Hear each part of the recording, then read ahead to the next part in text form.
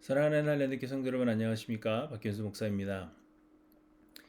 지난 토요일에 저는 일이 있어서 시카고 사우스 지역에 다녀왔습니다. 그런데 그것이 우범 지역이라서 겁이 좀 났습니다. 큰 길을 벗어나서 좁은 길을 가다가 기차에 걸렸는데 그 기차가 무척이나 길었습니다. 기차가 너무 길어서 중간에 힘을 더 주기 위해 기관차가 한 대 더 있었으니 엄청 긴 기차였습니다. 주변에 좀 껄렁한 사람들이 왔다 갔다 하는데 그래서 그런지 기차가 유난히도 길게 느껴졌습니다. 저는 권총 강도를 만난 적도 있고 또 얼마 전에 시애틀에서 차 안에 있던 한인 가족이 총격을 받고 사망한 사건이 있었기 때문에 사람들이 왔다 갔다 하는 것이 더 무섭게 느껴졌는가 봅니다. 하지만 그런 상황에서 제가 할 수 있는 것은 사실 아무것도 없었습니다. 그저 하나님의 보호하심을 구하는 기도를 드리는 것 외에는 제가 할 수 있는 것이 아무것도 없었습니다. 그런데 사실 이것이 우리에게는 큰 은혜가 아닐 수 없습니다. 왜냐하면 우리가 아무것도 할 수가 없고 또 아무것도 하지 않아도 하나님은 우리의 하나님이 되시며 우리의 산성이시기 때문입니다. 하나님은 우리를 구원하시고 우리를 하나님의 자녀 삼으시되 은혜로 하셨습니다. 곧 우리의 행위에 대한 보상으로 우리를 구원하신 것이 아니라는 것입니다. 혹은 우리에게 어떤 가치가 있기 때문도 아닙니다. 우리는 아무런 가치가 없습니다. 우리는 하나님께서 흙으로 빚으신 피조물에 불과합니다. 먼지에서 와서 먼지로 돌아갈 자들입니다. 하나님은 아담과 하와가 범죄한 후에 너는 흙이니 흙으로 돌아갈 것이니라고 말씀하셨습니다. 또 우리는 죄로 인하여 이미 죽은 자들입니다. 우리는 아무것도 할 수 없는 존재들인 것은 물론이요, 아무것도 하나님께 공로가 될 수 없습니다. 우리의 그 무엇도 하나님께 기쁨이 되지 않기 때문입니다. 시편 14편에서 다윗은 여호와께서 하늘에서 인생을 굽어 살피사 지각이 있어 하나님을 찾는 자가 있는가 보려 하신즉 다 치우쳐 함께 더러운 자가 되고 선을 행하는 자가 없으니 하나도 없도다, 이렇게 노래했습니다. 그런데도 하나님은 우리를 택해 주셨습니다. 하나님께서 우리를 택하신 것은 태초라고 했습니다. 하나님은 우리가 선이나 악을 선택할 수 있기 이전에 이미 우리를 택하시기로 예정하셨습니다. 이 모든 것이 하나님의 은혜라는 것입니다. 그래서 하나님은 우리가 구원을 얻은 뒤에도 우리에게 아무것도 요구하지 않으십니다. 사람들은 믿음이 우리의 것이라고 생각해서 우리가 하나님을 잘 믿어서 하나님의 기쁨이 되어야 한다고 생각하지만 사실 믿음은 우리의 것이 아닙니다. 믿음은 하나님께서 우리에게 주시는 선물입니다. 믿음은 구원을 얻기 위한 공로가 아니라 구원 얻은 자들에게 주시는 확신입니다. 곧 우리가 믿어서 구원을 얻는 것이 아니라 구원 얻은 자들에게 구원 얻었음을 확인할 수 있도록 믿음을 주신다는 것입니다. 그렇기에 믿음은 하나님께서 우리에게 주시는 선물이지 믿음이 하나님께 기쁨을 주는 요소가 아닙니다. 또한 우리가 하나님을 섬기며 또한 선한 행위를 하는 것은 하나님께서 우리에게 주신 은혜에 대한 자연스러운 반응일 뿐 하나님께서 우리에게 요구하시는 것이 결코 아닙니다. 하나님은 우리에게 아무것도 요구하지 않으십니다. 우리의 행위 때문에 우리에게 보상하시거나 더 좋은 것을 주시는 것이 결코 아니라는 것입니다. 뿐만 아니라 우리의 선한 행위도 우리 안에 거하게 하신 성령의 역사하심으로 말미암아 나타나는 반응이며 우리를 거룩하게 만들어 가시는 성령 하나님의 역사이지 우리의 것이 아닙니다. 그러므로 하나님의 사랑을 받고 하나님의 보호와 인도하심을 받기 위해 우리가 선한 행위로 공을 쌓아야 하는 것이 결코 아니라는 것입니다. 그럼에도 불구하고 하나님은 우리의 구원이 되시고 보호자가 되시며 인도자가 되어 주시는데 이는 하나님의 이름의 영광을 위해서입니다. 하나님은 아무런 공로 없이 우리를 택하셨습니다. 그런데 하나님께서 우리를 보호하지 않으셔서 우리로 고통을 당하다가 망하게 된다면 하나님은 우리를 택하사 그대로 버리신 매정한 아버지가 되는 것입니다. 출애굽한 이스라엘이 범죄하여 하나님께서 이스라엘을 진멸하려 하셨을 때 모세가 말했습니다. 주께서 우리를 인도하여 내신 그 땅 백성이 말하기를 여호와께서 그들에게 허락하신 땅으로 그들을 인도하여 드릴 만한 능력도 없고 그들을 미워하기도 하사 광야에서 죽이려고 인도하여 내셨다 할까 두려워하나이다. 그래서 하나님은 우리의 공로 없음에도 불구하고 우리를 끝까지 지키시며 끝내 선을 이루실 것입니다. 아시는 대로 다윗 역시도 삶의 큰 고난들을 겪었습니다. 다윗은 힘이 없었고 돕는 자도 없었으며 아무것도 할 수 없던 때가 있었습니다. 다윗은 수도 없이 죽음의 위기에 있었고 아무것도 할 수 없는 무기력함에 빠질 때가 많았습니다.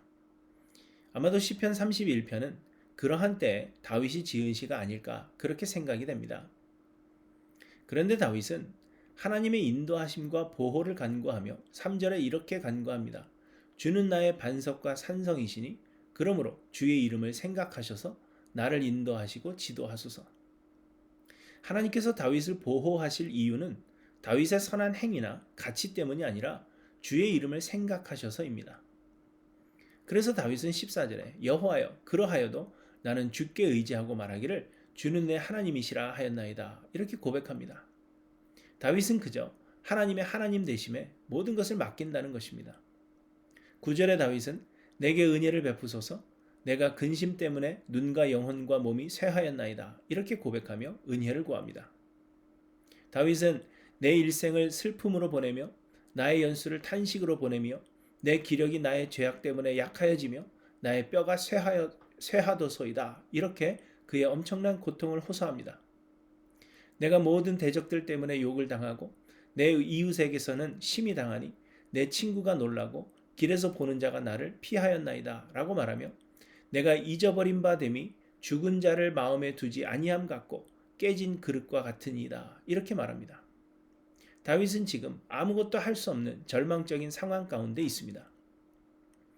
그럼에도 다윗이 힘을 얻을 수 있었던 것은 하나님의 보호하심은 우리의 공로에 대한 보상이 아닌 하나님의 은혜이기 때문이며 다윗을 은혜로 택하신 하나님은 하나님의 이름을 위하여 결코 그를 놓지 않으실 것을 다윗이 알았기 때문입니다.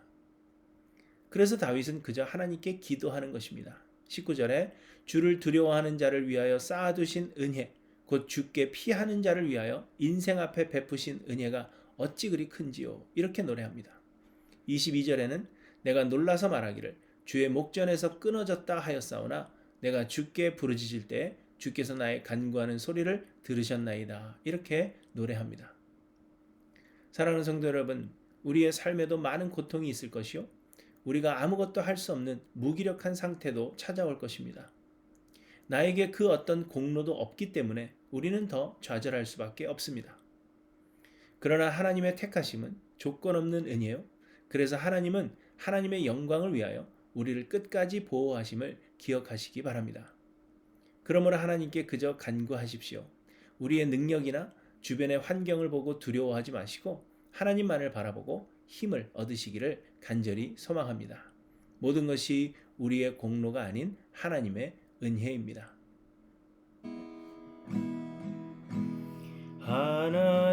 하나님은 너를 지키시는 자 너의 우편에 그늘 되시니 낮의 해와 밤의 달도 너를 잊지 못하리. 하나님은 너를 지키시는 자 너의 환난을 면케하시니 그가 너를 지키시리라.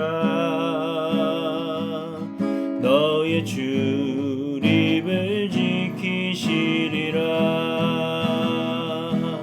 눈을 들어 산을 보아라. 너의 도움 어디서 오나. 천지 지으신 너를 만드신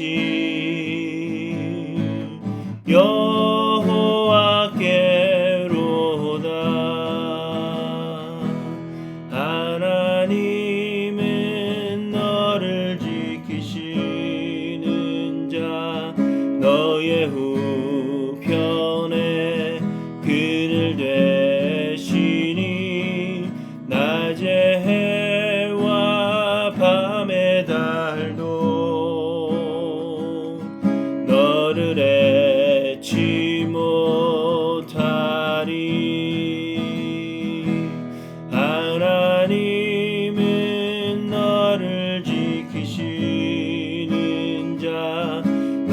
환난을 면케하시니 그가 너를 지키시리라. 너의 출입을 지키시리라. 눈을 들어 산을 보아라. 너의 도움 어디서 오나. 천지 지으신 너를 만드신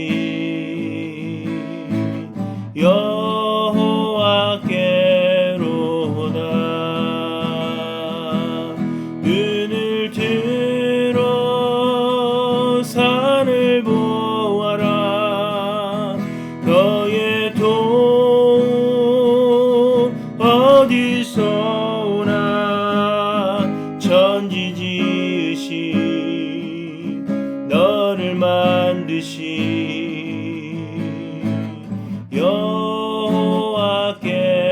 여호와께로다.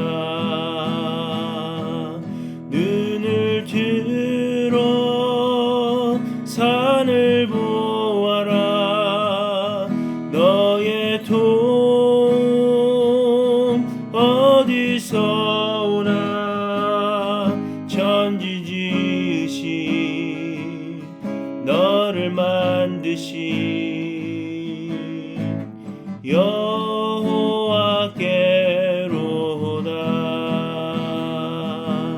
천지 지으신